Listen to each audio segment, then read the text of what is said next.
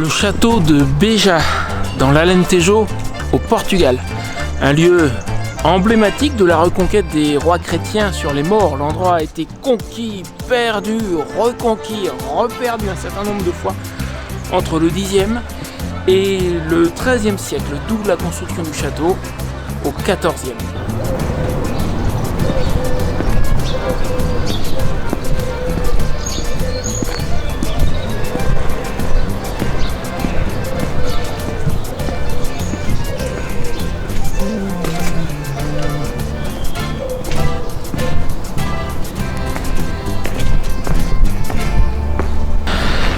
La ville a d'abord été prise par les forces du roi Alphonse Ier en 1159, puis abandonnée 4 mois plus tard, littéralement abandonnée, et reprise en 1162.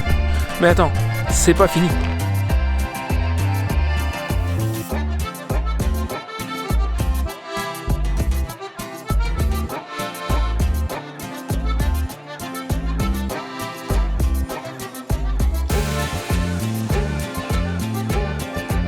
Elle a ensuite été reprise par les morts lors de la grande offensive almohade de Youssouf. Alors attends, son nom est difficile à prononcer, excuse-moi.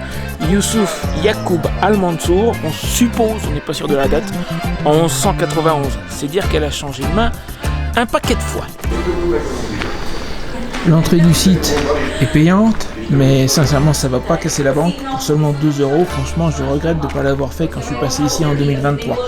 Mais du coup ça me donne l'occasion de te faire visiter la forteresse aujourd'hui. Voilà, j'ai pris mon billet, donc la dame à l'accueil en plus parlait français. Au début je me suis adressé à elle en anglais parce que j'ai 3 mots de portugais mais ça va pas loin. Mais elle parle français et m'a dit c'est par là, je crois. Oui, il y a une porte d'ouverte. Je vois pas trop ce que je fais dans l'écran du caméscope et en plus j'ai oublié mon mini trépied, mais c'est pas grave. Il me sert de perche selfie normalement le mini trépied, mais on va se débrouiller. Effectivement, c'est par là. Wow. Ah, c'est du bel escalier, faut avoir des jambes. C'est pour ça que Jean-Michel n'est pas venu avec moi. Je savais qu'il y aurait de la grimpette.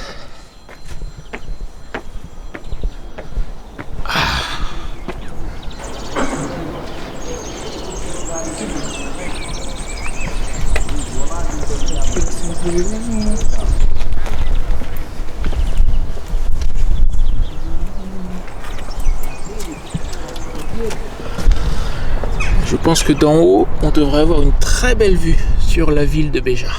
Très probablement.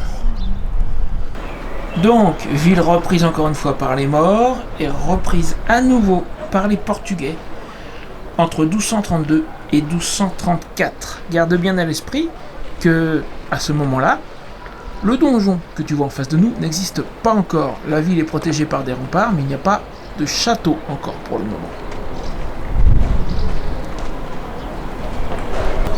Ce qui nous emmène en 1310, et je vais essayer de ne pas m'étaler.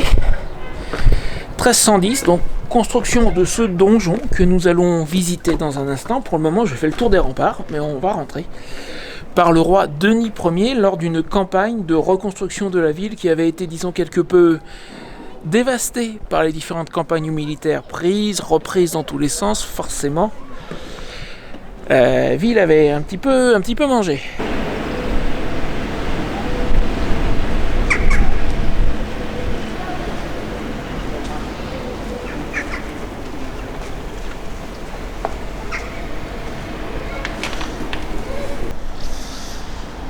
Devant nous, première pièce dans laquelle nous allons pénétrer, ce n'est pas encore le donjon, je pense que c'est une tour de garde sur le rempart du château. C'est pas le rempart de la ville, c'est le rempart du château. Je ne sais même pas si le rempart de la ville de Beja existe toujours.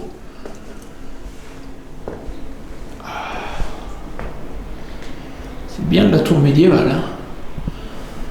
Voûte en briques.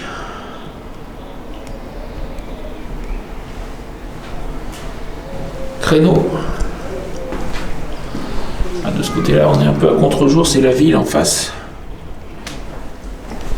De toute façon, avec la grille, je vais essayer le côté qui n'est pas du tout à contre-jour. Là, c'est difficile parce que c'est vraiment une toute petite ouverture et mon caméscope a du mal. En face, c'est la ville de Béja. Hein. Voyons si je zoome un peu. Voilà, tiens, regarde. Et le château sur la hauteur, bien entendu. Comme à peu près tous les châteaux. Ben voilà, j'ai manqué de m'étaler. Heureusement, je me suis retenu.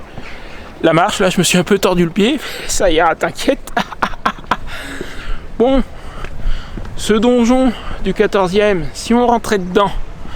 Alors avant, il y a un dernier arrêt, ce qui a dû être une tour, je pense. Tu m'excuseras, il y a peut-être le chauffage de l'accueil. Là, on passe devant. Alors ça, est-ce que c'était comme ça à l'époque? Ah, peut-être. Alors sans être une tour fermée, ça serait juste un poste de défense. Je pense. On va aller jeter un œil, je pense qu'on aura déjà une belle vue sur la ville. Là, on est juste au-dessus de l'accueil. Ça, c'est pas la forteresse, ça c'est un bâtiment moderne.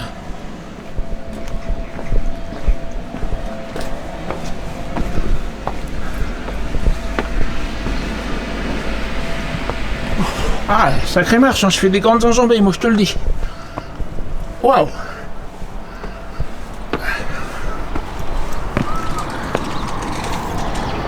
Et voilà la ville de Béja, la ville moderne.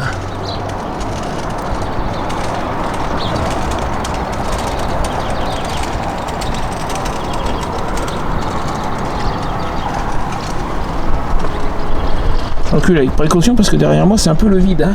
Regarde. Si je recule de trop, bonjour la descente. Bon allez, on rentre dans le donjon, c'est parti.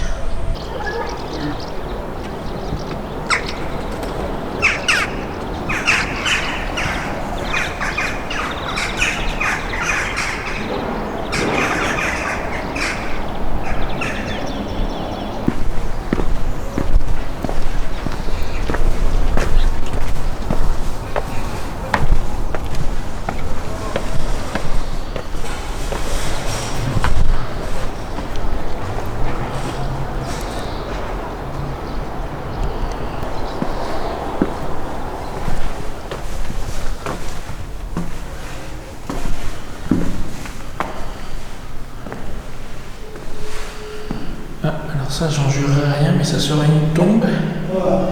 Mais ça m'étonnerait pas outre mesure.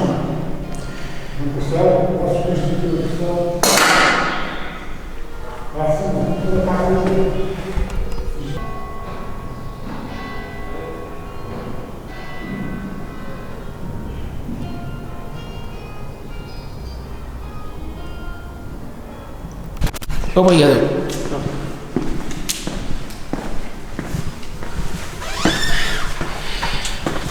Alors, petite particularité, quand tu rentres dans le donjon, il y a un bureau en fait.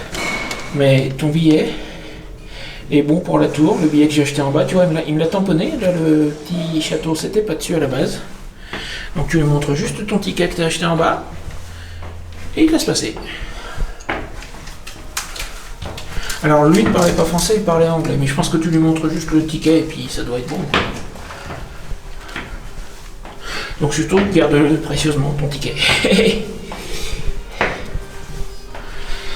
Alors là, il faut des jambes pour grimper. Hein. À moins qu'il y ait quelque chose d'extraordinaire, je me retrouve en haut. J'ai lu sur le panneau en bas que la tour fait 38 mètres et quelques de haut. Alors j'ai coupé un peu d'eau, il y a une salle intermédiaire.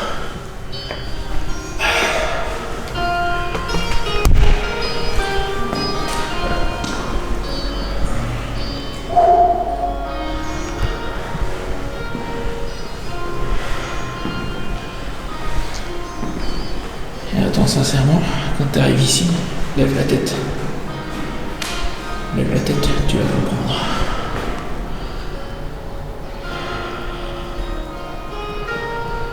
Voilà pourquoi il faut lever la tête.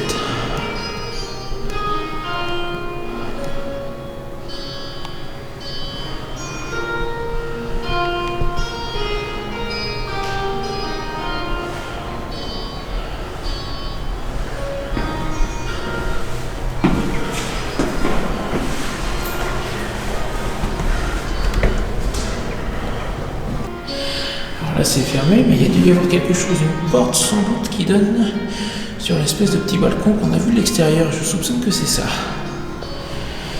Là, je vais lire la partie en anglais parce que la partie en portugais, je comprends à moitié, mais... Donc cette salle est plus spacieuse que la précédente, celle d'en bas. Et plus claire, plus illuminée, oui, effectivement. Par 3 fenêtres, ouais.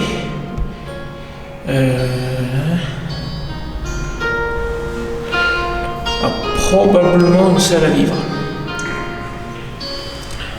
Le dôme est aussi en briques, avec différentes poutres. Ouais, c'est une salle absolument supérieure. Peut-être une salle à vivre, oui, toute cette lumière, ça expliquerait.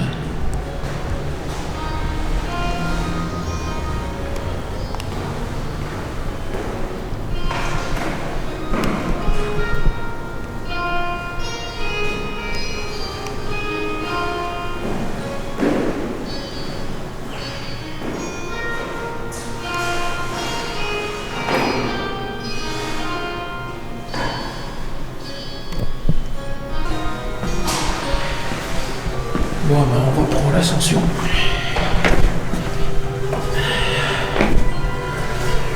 Et je retrouve la salle suivante, ça sera sans doute en haut, je suppose. Enfin, on verra. Je vois la lumière du soleil là-haut, à mon avis. On arrive en haut. Corps des meurtrières.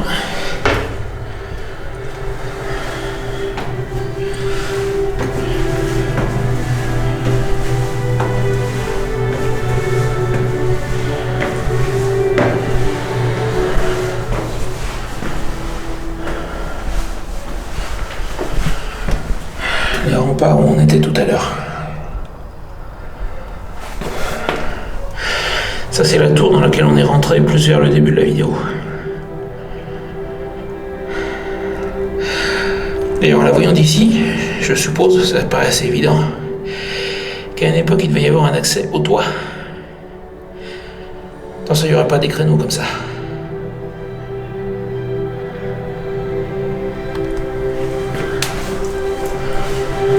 Ah, on n'est peut-être pas tout à fait en haut.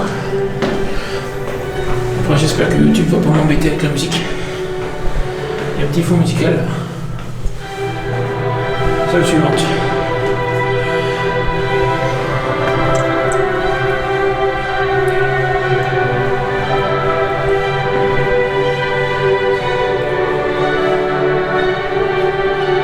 Voilà, ça doit être l'époque romaine.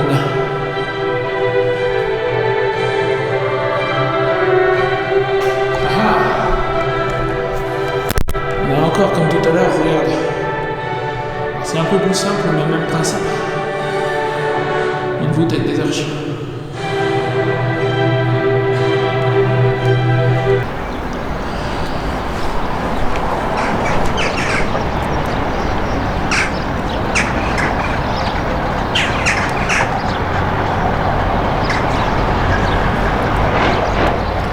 Là, mon petit bonhomme, si je fais tomber le caméscope, c'est fin de partie, hein.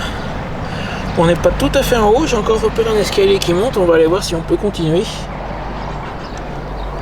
Ici, a priori, ça fait le tour. Là, il y a un décrochement, mais le passage est là. On va aller jeter un œil à cet escalier. Regarde, il est juste là. Alors d'ici, c'est pas fermé, mais peut-être que ça va plus nulle part, hein. Ils ont pu fermer un peu plus loin. Ah non, ça continue. Bah moi je veux voir, hein, c'est étroit. Hein. Ça c'est fait exprès. Parce que tu peux pas te battre dans un... Là j'ai juste, je sais pas si tu te rends compte à la caméra, j'ai juste la largeur des épaules. Hein. Il y a 2 cm de chaque côté. Donc imagine les mecs, c'était des baraques armées avec leur équipement et tout. Là-dedans, si tu montes, tu peux pas. Les défenseurs en haut pouvaient balancer les choses, mais là, si tu es en train de monter pour prendre la tour d'assaut, le donjon, c'est pas la peine. Tu peux rien faire là. Et il n'y en a qu'un seul qui passe à la fois. C'est conçu pour ça.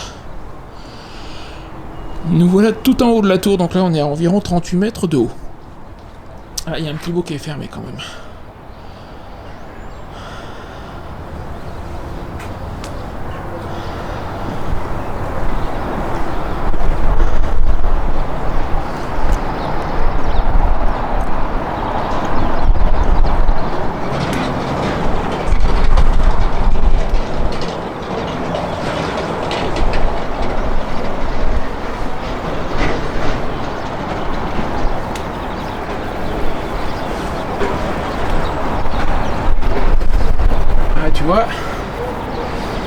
des plaines qu'on a traversées lors de la première partie du voyage sur la Nationale 2.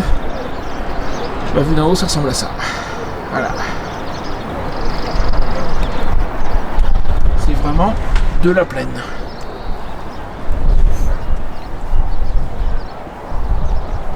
Parce que là, on est juste à 20 km de la Nationale 2, hein, on est juste à côté.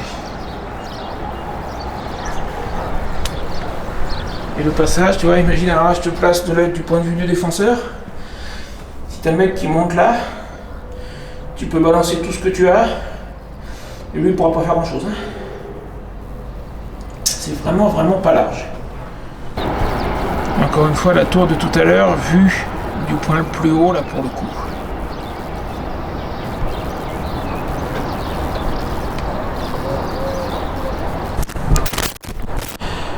Bon, bah moi, je pense que je vais pouvoir redescendre.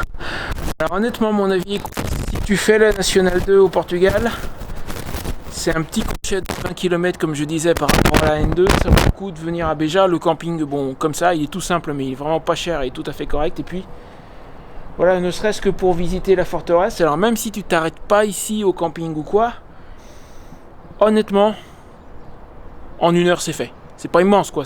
Ça vaut le coup, c'est un beau morceau d'histoire. En 1 heure, tu fais la visite, tu repars. Donc si tu es en train de visiter la Nationale 2, comme on fait nous, ouais, franchement, arrête-toi une petite heure ici, visite le château, puis repars. Ou reste 3 jours à Beja, parce qu'il y a des tas de belles choses à voir ici. C'est toi qui vois, mais ça vaut le coup, ça vaut le coup. Tiens, tu sais ce que c'est ça? C'est pour balancer des cailloux sur les assaillants. Il valait mieux pas te trouver en dessous. Là, aujourd'hui, il y a une grille, mais à l'époque, je pense que la grille, il y était pas. Hein. Et puis, bah, les mecs sont en dessous et ils se font bombarder.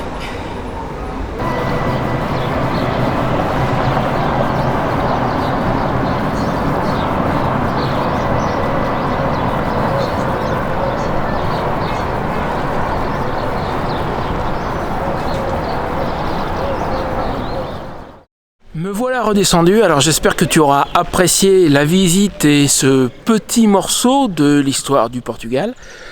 Si c'est le cas, n'hésite pas à me mettre un petit pouce en l'air, à t'abonner si tu n'es pas encore abonné, à me laisser un commentaire. Moi, c'est ça que j'apprécierais énormément de ta part, je te remercie d'avance. Et puis, tu sais quoi, question forteresse, depuis que je suis parti, j'en ai fait 2-3. Alors, tu préfères quoi? L'Espagne ou la Normandie? Bah écoute, pour une fois n'est pas coutume, je vais te mettre les deux. La forteresse Santa Barbara à Alicante et le château Guillaume le Conquérant en Normandie, en France. Ouh, puis là je suis dans l'ombre. Allez, je te dis à bientôt et encore une fois, abonne-toi si tu n'es pas encore abonné. Salut!